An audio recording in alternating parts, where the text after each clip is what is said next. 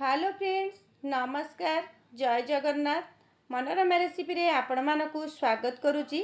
आपण माने सुजी आउ आलू रे ए स्नैक्स रेसिपी टी को गोटे थर घरे ट्राई करंतु, देखिबे बारंबार करबा पई इच्छा हबो। कारण ए सुजी आउ आलू रो भुजिया टी खाइबा पई बहुत टेस्टी हेतिला। आउ आपण माने गोटे थर घरे निश्चय ट्राई करंतु। आ बहुत क्रिस्पी मध्य बनिथिला।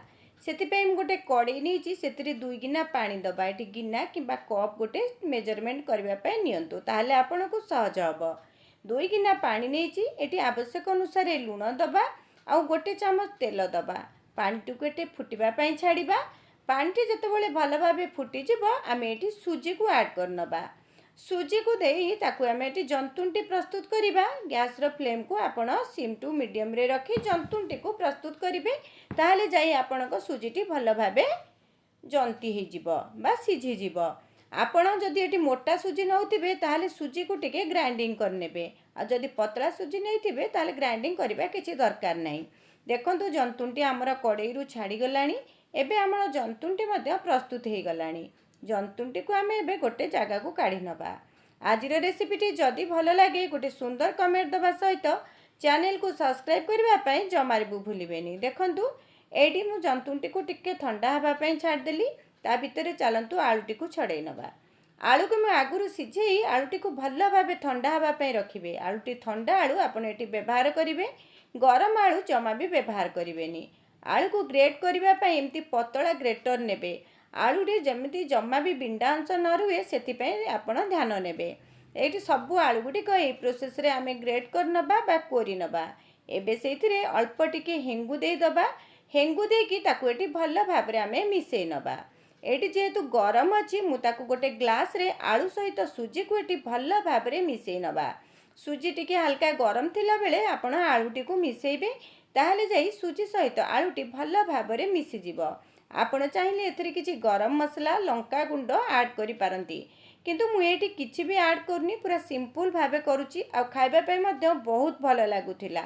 आपण गोटे थर ए रेसिपी को घरे तो निश्चय ट्राई करंतु।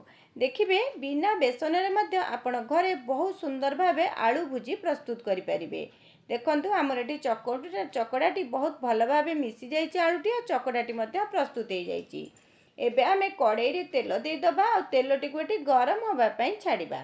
तेलटी को आपण एटी धुआंधार गरम करिवेनी, बस गरम होबा दरकार। एबे आमे गोटे गोटे छोट छोट बॉल्स नै ताकू एमती सिलिंडर भाबे कर नबा। आउ एटी देखंतु छांचरे मध्य टिके तेल नै जिबा लगे नबा। जदि आपण पाखरे एमती छांच नथिबो ताहले आपण जे कोनोसी पानी बोतल रे मते ए रेसिपी टी को आपण ट्राई करि परिबे। नले जोउतरे मु आलू ग्रेट करूतिली सेही छांचरे ग्रेटर मध्य आपण आकु बनै परिबे। एबे देखंतु तेला परे आमे ताकू भल भाबरे बंद कर नबा। आ तेलटी मध्य हमर सेपटे भल भाबे गरम हे गलानी। तेलटी को आपण किंतु पूरा धुआं बाहरला भली गरम करिवेनी। जेमती आमे साधारणतः पकुड़ी करे बा सिंगड़ा पकड़ा छाणे से हिसाब रे आपण तेलटी को गरम रखिथिबे। तेलटी देखंतु एटी धुआंधार गरम हेनी। जदि धुआंधार गरम करिवे ताहले आपण एटी सेउ जमा भी देई परिबेनी। आपणको हाथटी गरम हे जिवो बा ताती जिवो। से हिसाब रे आपण गरम करिवे। आ जेतेबेले सेउटी को देबे गैस रो फ्लेम को सिम रे रखी आपण सेउ को पकेबे। तापरे गैस रो फ्लेम को मीडियम रे रखी ए सेउटी को छाणीबे। जमा भी हाई फ्लेम करिवेनी, कारण आमे आलू देइचे ताकू टिके क्रिस्पी होबा पय समय लागिबो। एबे देखंतु दुई पट लाल हैला परे आमे ताकू गोटे प्लेट को काढी नबा। एही प्रोसेस रे मु सबु सेगुडी का बनै नैथिली। आ सेगुडी का क्रिस्पी हवा सहित बहुत टेस्टी मध्य हेतिला। आपण गोटे थर ट्राई करला परे ही आपण जानि परिबे। सबु गुडी को एही प्रोसेस रे देई दबा। तळपट लाल हैला परे आरपट को उल्टै नबा। ताहले जाय कि आपण करे एही सेगुडी का बहुत टेस्ट लागिबा सहित क्रिस्पी मध्य बनिबो। एठी देखंतु सबु गुडी का हमर प्रस्तुत हे गलानी। केते क्रिस्पी हेची मु आपण मानको गोटे भांगी के देखै नउची। आ रेसिपी को निश्चय गोटे थर ट्राई करिवे। देखंतु बहुत कम समय रे सुजी रे मु केते गुडी एठी सेउ भुजी प्रस्तुत करिनेली।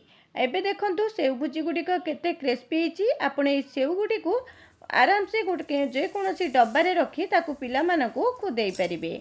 एबे रेसिपी टी आपण मानको केमिति लागिला कमेंट करबा पय जमारू भूलिबेनी। रहूची नमस्कार। जय।